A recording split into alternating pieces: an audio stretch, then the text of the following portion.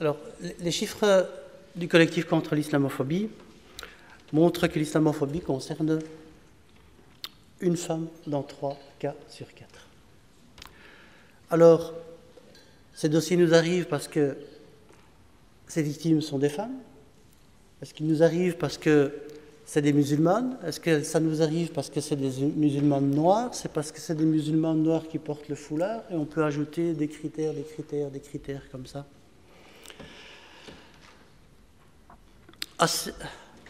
Dans une large combinaison. Alors, on a demandé à Julie Pasquet du Réseau européen contre le racisme de venir un peu nous expliquer quelque chose qui commence à émerger, en tout cas dans le monde francophone, en Belgique, et de se demander si cet outil qu'on appelle l'intersectionnalité ne serait finalement pas l'unique outil pour plus de justice et d'égalité. Julie ?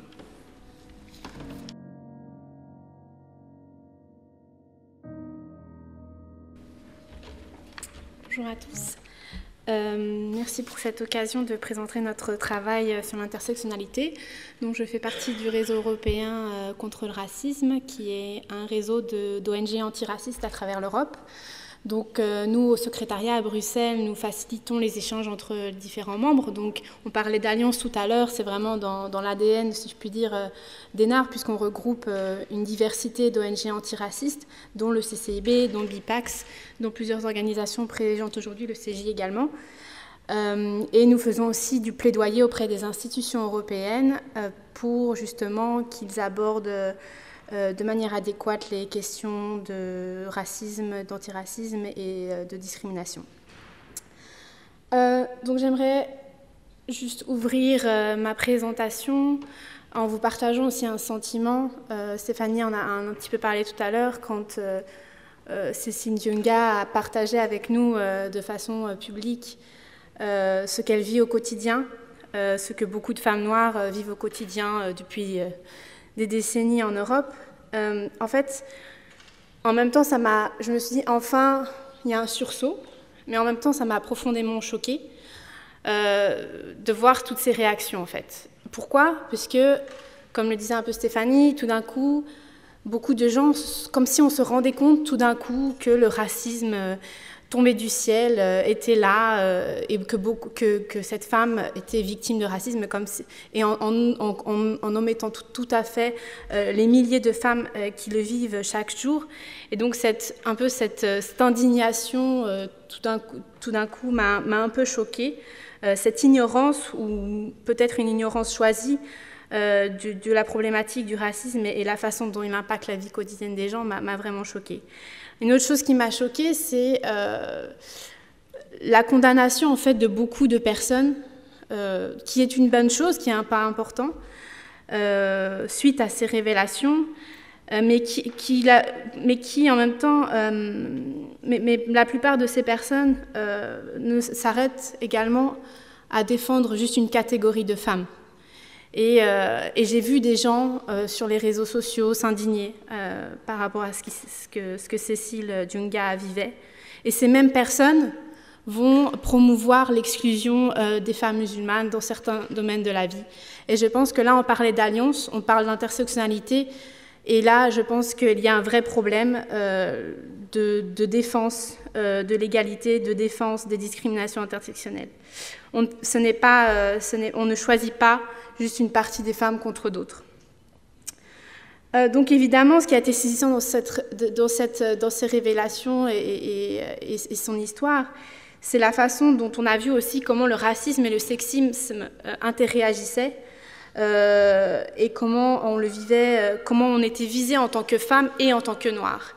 Et je pense que ça, c'était assez aussi nouveau pour certains, où le fait d'être femme et une femme racisée avait un impact sur l'expérience de discrimination.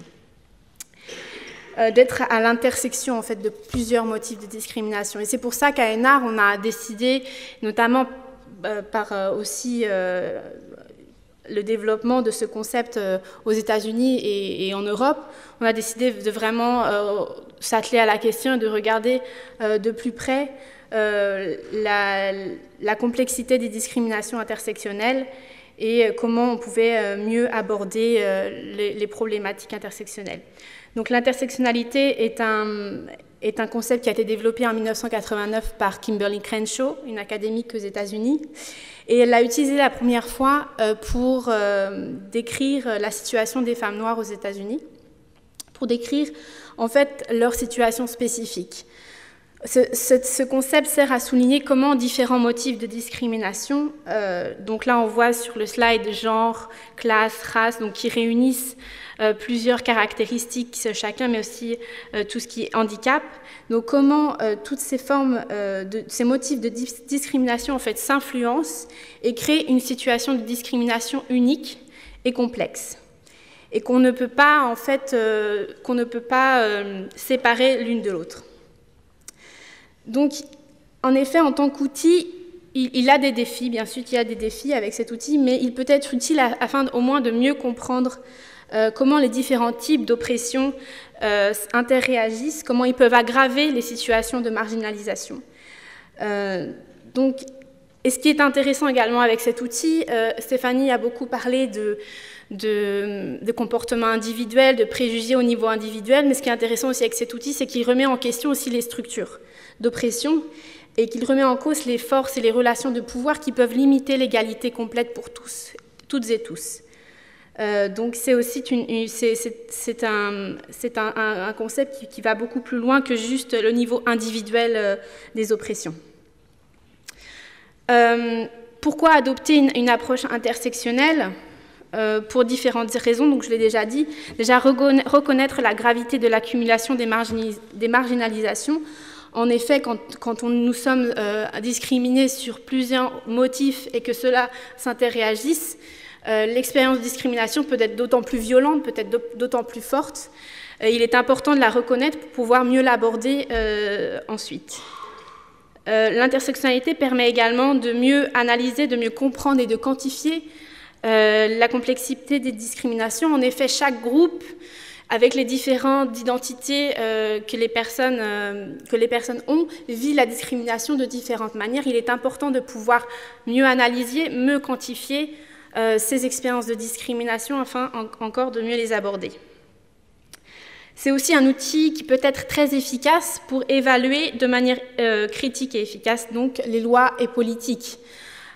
Et aujourd'hui, il y a beaucoup au niveau européen, par exemple, il y a énormément d'évaluations sur tout ce qui est, par exemple, le gender pay gap, donc tout ce qui est excusez-moi, ça ne me vient pas en français, mais l'écart salarial entre hommes et femmes, et comment en fait les politiques qui appellent à résoudre cet écart salarial regardent uniquement une certaine catégorie de femmes, d'une certaine condition sociale, d'une certaine origine, etc., mais en laissant de côté d'autres catégories de femmes. Donc cette approche intersectionnelle peut essayer de remettre en question des politiques et aider à les rendre plus efficaces pour qu'elles puissent permettre l'égalité pour toutes et tous. Et donc, enfin, pouvoir mettre en place des politiques et des législations plus adéquates qui répondent aux besoins de toutes et tous par rapport à leurs différentes identités et comment celles-ci interréagissent et comment celles-ci peuvent avoir un impact sur l'expérience de discrimination. Et donc ça, c'est un outil aussi pour les décideurs politiques extrêmement important afin de vraiment faire la différence pour toutes et tous et de laisser personne de côté.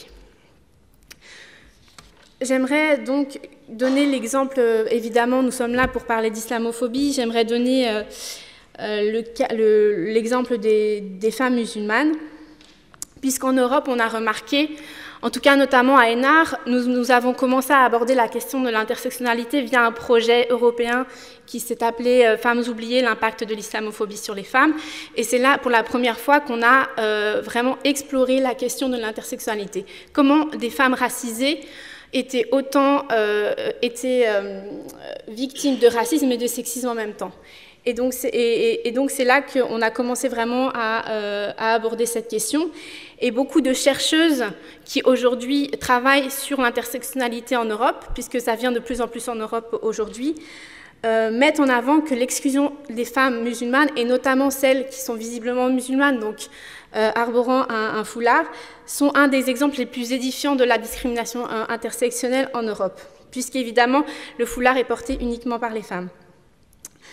Des récents rapports aussi qui montrent l'inflation des restrictions vestimentaires en Europe dans le domaine de l'éducation et du travail touchent en effet de manière disproportionnée les femmes musulmanes, souvent d'origine arabe ou turque ou afrodescendante, parfois de conditions sociales précaires.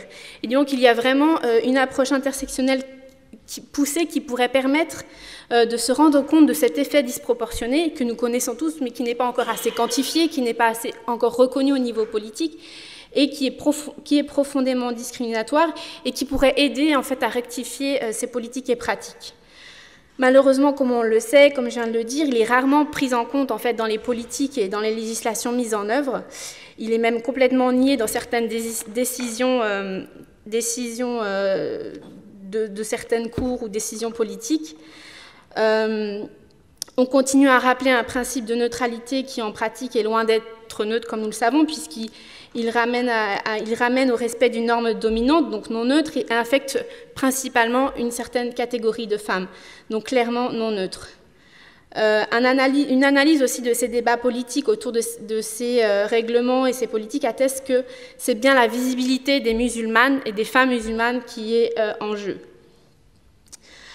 Donc, des données aussi de notre rapport Femmes oubliées montrent à quel point, en fait, il y a, je parlais de la gravité des discriminations intersectionnelles, l'accumulation des différents motifs de discrimination.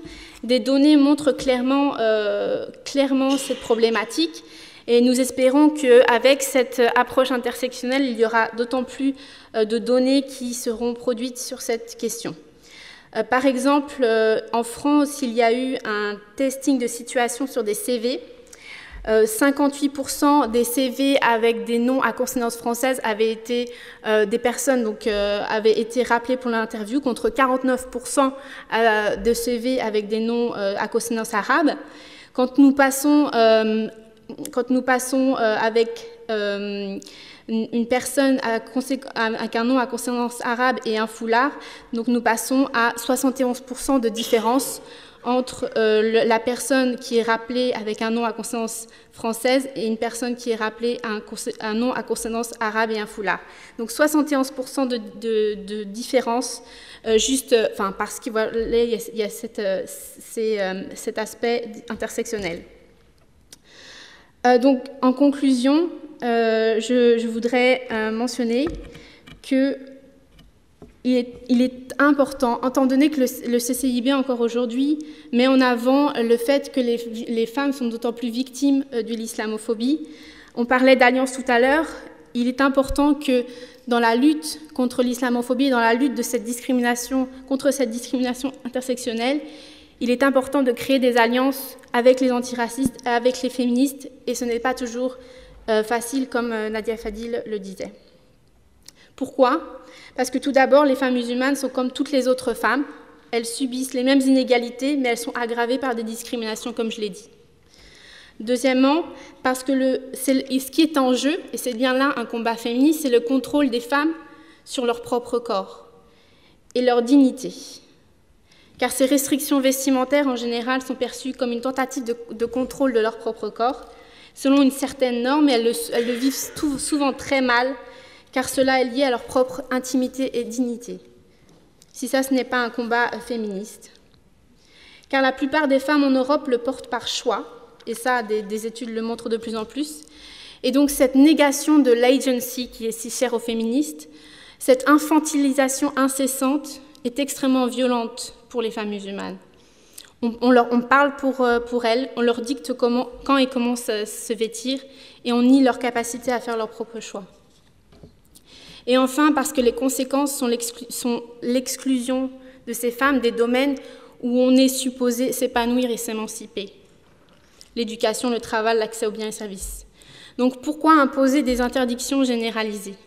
En fait, ces interdictions généralisées et l'incapacité que l'on a à traiter de ces problèmes au cas par cas rejoint un petit peu ce que Nadia disait par rapport à la construction du problème musulman. C'est-à-dire qu'on voit les femmes musulmanes, notamment celles qui sont visibles, comme un tout homogène et qu'on pense répondre à cette menace uniquement en mettant en place des interdictions généralisées.